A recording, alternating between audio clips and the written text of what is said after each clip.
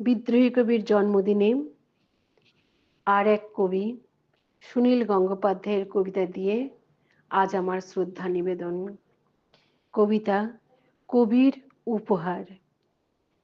ছায়া সিনেমার মঞ্চে দাঁড়িয়ে আমার অল্প বয়স 9 কি 11, হাত মুঠো করে চেঁচিয়ে পড়ছি কবিতা, বলবীর চির উন্নত মম শির। সামনেই বাবা, ভয়ে উদ্গ্রীব, যদি ভুল করি, যদি মুখস্থ ফসকায়। আমি নির্ভয়। সেই সভাঘরে ক্ষুদে আবৃত্তিকার হাততালি কম পায়নি এবং একটা রূপোর মেডেল।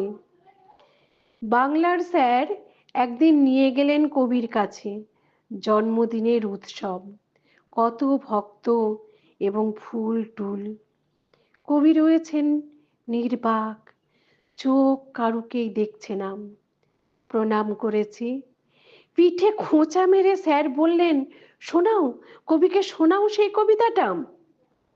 অন্য অনেক লোকেরা তাঁরাও বলল, শোনাও ও খোকা, শুরু করো শুরু করো।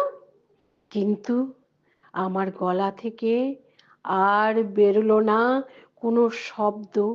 পালাতে পারলে বাঁচি, ভিড়ে ঠেলে কি করে কোথায় লুকোবো? ভয়ে লজ্জায় কুঁকড়ে মুকড়ে আমি যেন অদৃশ্য। অত গোলমাল, অত স্তব স্তুতি কবির সহ্য হলো না। গলার মালাটা একটানে ছিঁড়ে দিলেন ছড়িয়ে ছিটিয়ে। একখানা ফুল ছিটকে পড়লো আমার বুকের ওপর। চট করে সেটা তুলে নিন। কেউ দেখলো কি দেখলো না, সেই ফুলখানা আজও রাখা আছে আমার খাতার ভাঁজে। নমস্কার।